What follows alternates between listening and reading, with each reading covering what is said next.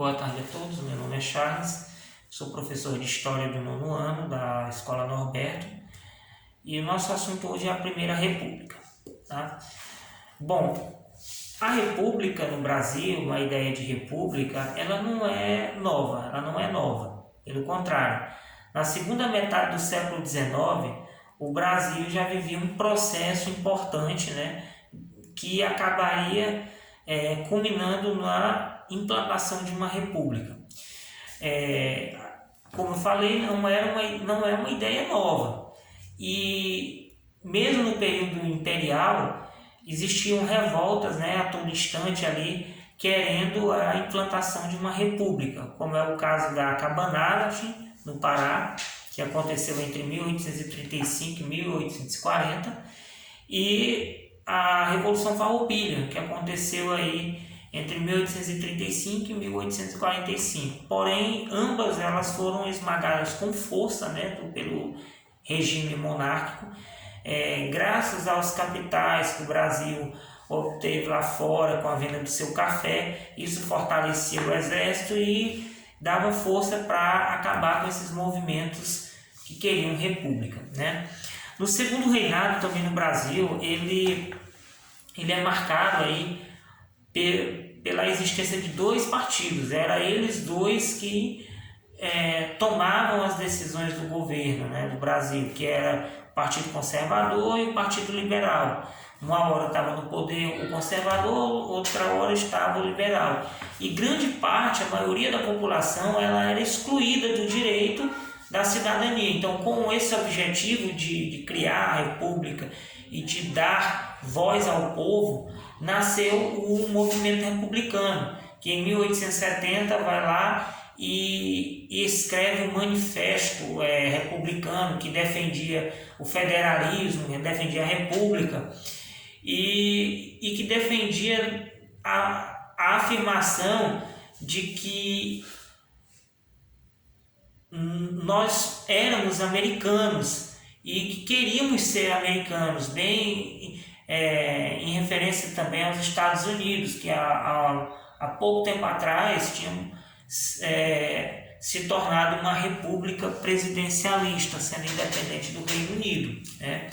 E com isso, 3 anos mais tarde, né, surge a imprensa, os jornais e os clubes ligados ao movimento republicano. Em 1873 nasce o Partido Republicano Paulista, o PRP, um partido que até um dia desses ele ainda existia, tá? Mas a república ela veio a ser concretizada no Brasil depois de uma série de problemas, né, de desentendimentos com a igreja, com militares e depois com os fazendeiros. Vamos citar algum deles aqui. A questão religiosa, né? Em 1864, o Papa Pio IX ele pega e proíbe que os maçons, né, fizessem parte de instituições ligadas à Igreja Católica. Isso não agradou a Dom Pedro II, né, que vai lá e não assina a bula papal. Porém, os bispos de Olinda e o bispo de Belém, eles aceitam a ordem do Papa, expulsam os maçons de dentro da igreja e das instituições, e Dom Pedro abre uma ação contra esses bispos, eles são presos. Depois, mais tarde, a igreja e o Império Brasileiro se acertam. Os republicanos não gostam disso, acham que Dom Pedro II está se envolvendo em assuntos religiosos, né? E até o acusam de não dar liberdade religiosa, né, às pessoas. E por isso os republicanos passam a fazer uma campanha duríssima contra Dom Pedro II, nos jornais, fazendo comícios, panfletagem, manifestos, né? O outro fator foi a questão militar. O exército ele saiu bastante fortalecido na Guerra do Paraguai E dentro do exército havia agora ex-escravos, né, que foram escravos que lutaram na Guerra do Paraguai com uma promessa de serem libertos. Quando esses ex-escravos saem de lá, eles saem com a mentalidade de que o Brasil precisa acabar com a escravatura, né? E eles começam a difundir os ideais abolicionistas dentro do exército.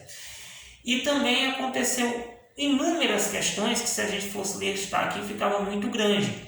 Mas talvez o estopim maior para isso tenha sido a prisão de Sena Madureira e Cunha Matos, perdão. Sempre Cunha Machado só me lembra o aeroporto internacional aqui de São Luís. Esses oficiais, eles foram punidos, né?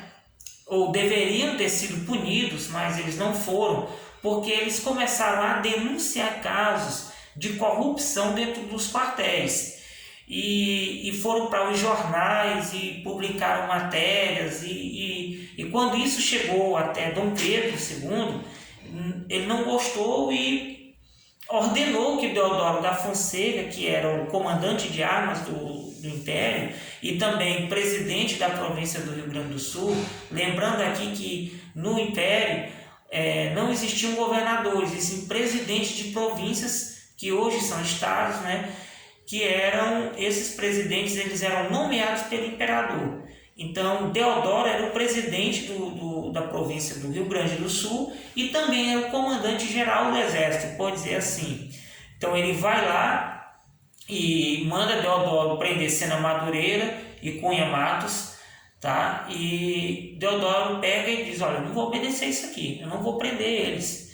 E isso acaba dando problema também para o próprio Deodoro, que teve sua ordem de prisão expedida, né? Então, juntando lá atrás a questão religiosa e a questão militar, ainda veio a abolição da escravatura, que foi onde os donos de escravos, né, foram obrigados a libertar seus escravos, porque a princesa Isabel tinha assinado a Lei Áurea que dava liberdade, acabava com a escravatura no Brasil.